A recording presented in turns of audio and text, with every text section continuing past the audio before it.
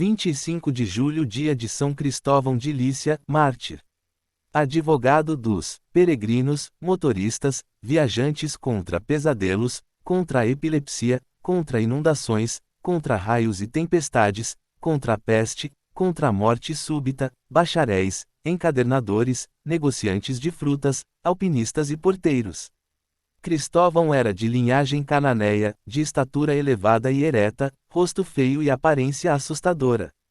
Tinha 12 cúbitos de comprimento, e lemos em algumas histórias que, quando estava a serviço do rei de Canaã, vivendo junto a ele, veio-lhe à mente procurar o maior príncipe existente no mundo e a ele servir e obedecer.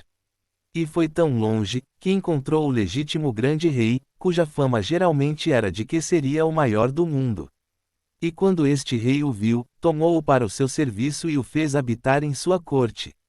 Certa vez, um menestrel cantou perante ele uma canção na qual citava constantemente o demônio, e o rei, que era um homem cristão, ao ouvi-lo mencionar o demônio, traçou o sinal da cruz em sua fronte. E quando Cristóvão viu isso, ficou curioso em saber que sinal seria aquele e para que o rei o fizera, e lhe perguntou isso. E porque o rei não lhe queria responder, ele disse: se não me disserdes, não mais habitarei convosco. Então o rei lhe explicou, dizendo: sempre que ouço mencionarem o demônio, temo que ele possa ter poder sobre mim, e eu me previno contra ele com este sinal, a fim de que não me faça mal e não me perturbe. Então, Cristóvão lhe disse: temeis que o demônio vos possa fazer mal. Então, o demônio é mais poderoso e maior do que vós. Por isso, fui enganado em minha esperança e em meu plano, pois supunha ter encontrado o maior e o mais poderoso Senhor do mundo, mas eu vos recomendo a Deus, porque vou procurá-lo para que seja o meu Senhor, e eu, o seu servo. Em seguida, ele se despediu daquele rei e apressou-se a ir em busca do demônio. E quando passava por um grande deserto, avistou um grande séquito de cavalheiros, no meio dos quais se destacava um cavalheiro cruel e horrível que, aproximando-se dele, lhe perguntou qual era o seu destino, e Cristóvão, respondendo, disse-lhe: estou à procura do demônio, para que seja o meu senhor. E ele lhe respondeu: eu sou quem procuras. Então, Cristóvão ficou contente, pediu-lhe para ser seu servo perpétuo e o tomou como seu mestre e senhor. E indo os dois juntos pelo mesmo caminho, encontraram nele uma cruz erguida. O demônio, ao avistar a cruz, logo ficou apavorado e fugiu, deixando o caminho normal, e, fazendo um grande desvio, fez Cristóvão passar por um deserto árido. Mais tarde, quando já haviam contornado a cruz, reconduziu-o ao caminho principal que haviam deixado. Quando Cristóvão perguntou por que hesitara e abandonara o caminho principal e limpo e entrara num deserto assim tão árido, o demônio não quis lhe explicar de forma alguma. Então, Cristóvão lhe disse: se não me disseres, separar-me-ei imediatamente de ti e não mais te servirei.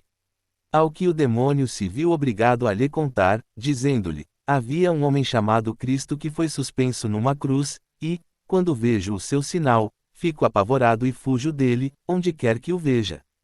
Cristóvão disse-lhe: então, ele é maior e mais poderoso que tu, já que tens medo do seu sinal. E eu, agora, por não ter encontrado o maior Senhor do mundo, compreendo bem que trabalhei em vão.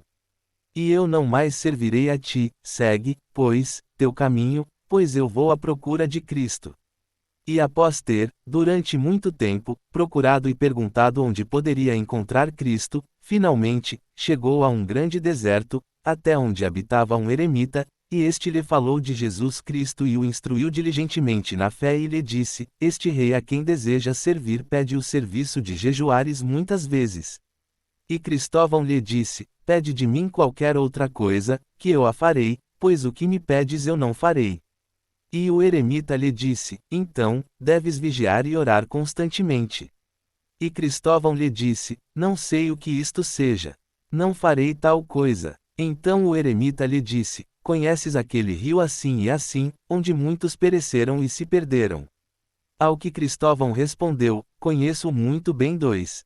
Então lhe disse o eremita: como és de estatura nobre, elevada e forte em teus membros, deves morar perto daquele rio, e transportarás pelo mesmo todos quantos por ele precisarem passar, o que será algo muito agradável a nosso Senhor Jesus Cristo, a quem deseja servir, e eu espero que ele se mostrará a ti.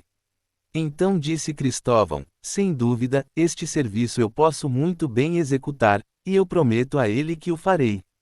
Em seguida, Cristóvão foi até aquele rio e lá construiu uma morada para si e carregava nas mãos uma grande vara, à guisa de bastão, para se apoiar dentro da água, e assim transportava toda sorte de pessoas, sem parar. E lá habitou, executando esse trabalho, durante muitos dias. E certa vez, quando dormia em sua choupana, ouviu uma voz de criança que o chamava e dizia: Cristóvão, sai de dentro e vem carregar-me até a outra margem. Então, levantou-se e saiu, porém não viu ninguém.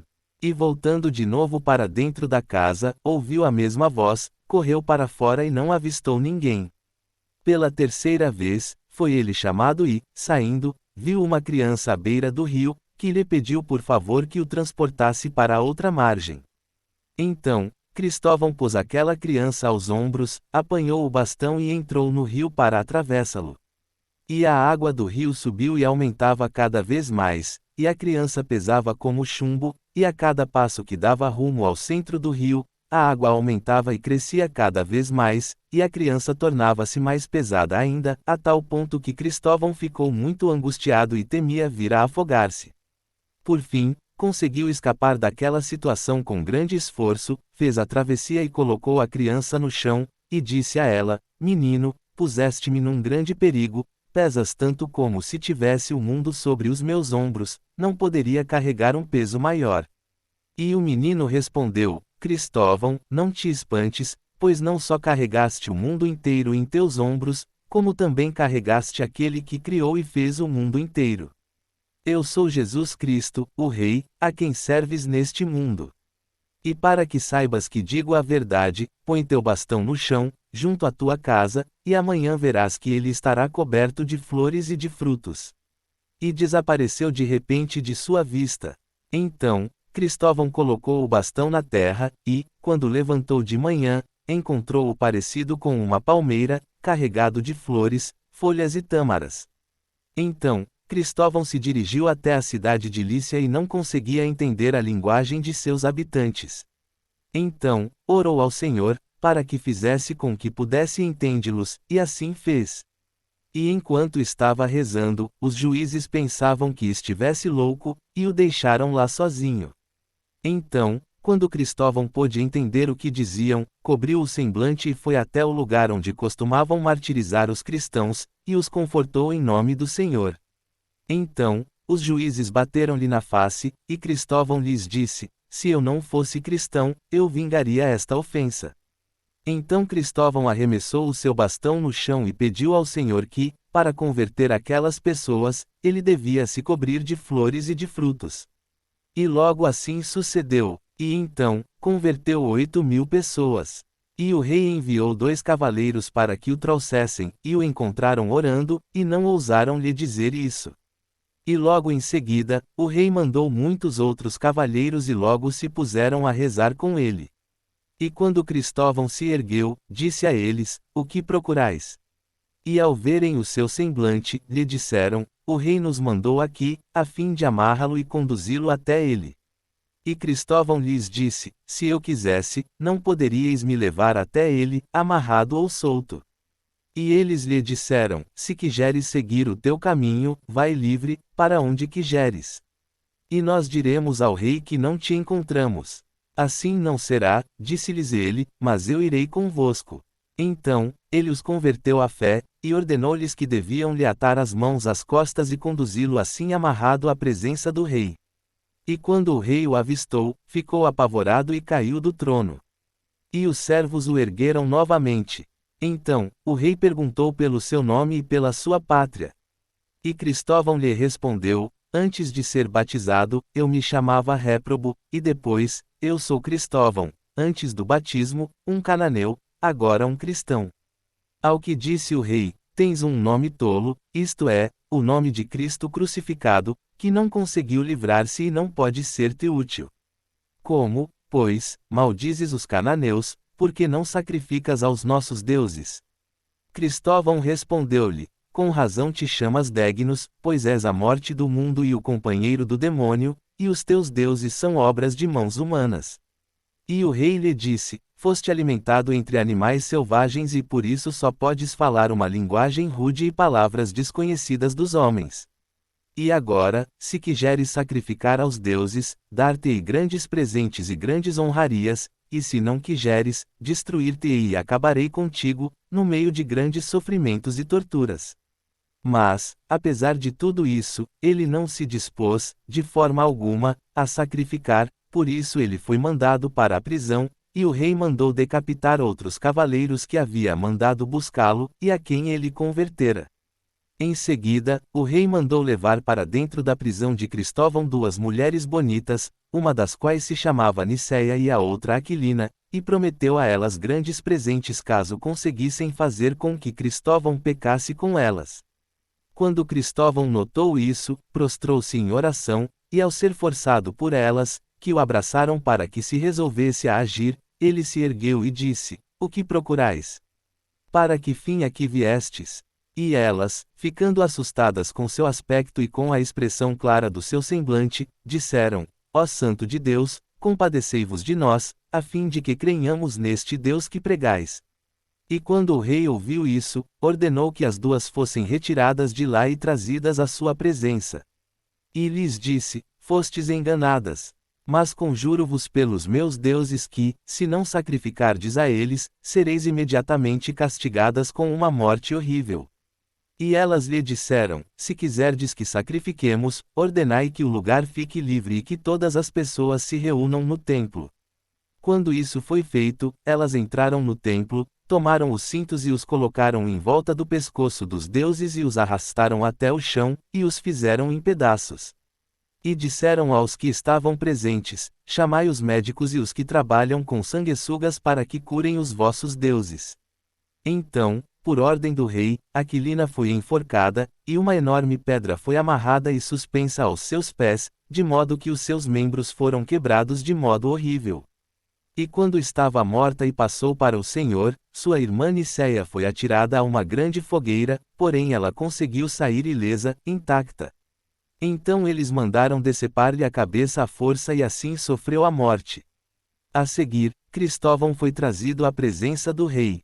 Este ordenou que fosse torturado com varas de ferro e colocada em sua cabeça uma cruz de ferro em brasa. Em seguida, após mandar fazer um recipiente de ferro e pôr Cristóvão amarrado dentro dele, ordenou que colocassem fogo por baixo, e o enchessem de piche. Mas o recipiente se derreteu como cera, e Cristóvão saiu sem qualquer ferimento ou queimadura. E ao ver isso, o rei ordenou que fosse amarrado a um poste resistente e fosse crivado de flechas por 40 arqueiros. Contudo, nenhum daqueles arqueiros conseguiu acertá-lo, pois as flechas ficavam imóveis no ar, próximas a ele, sem tocá-lo. Então o rei, imaginando que tivesse sido atravessado pelas flechas dos arqueiros, dirigiu-se até ele para ficar bem perto. E uma das flechas, virando-se repentinamente no ar, atingiu-o num dos olhos, deixando-o cego. Cristóvão disse-lhe: Tirano, vou morrer amanhã. Fazei um pouco de lama misturada ao meu sangue e ungi com ela vosso olho e sereis curado. Então, à ordem do rei, ele foi levado para que lhe cortassem a cabeça. Fez a sua oração, e a cabeça lhe foi decepada, e assim sofreu o martírio. E o rei então pegou um pouco do seu sangue e o colocou na vista, e disse: Em nome de Deus e de S. Cristóvão, e logo ficou curado. Então o rei acreditou em Deus e deu ordens para que, se qualquer pessoa culpasse a Deus ou a S. Cristóvão, deveria ser imediatamente morto à espada. 25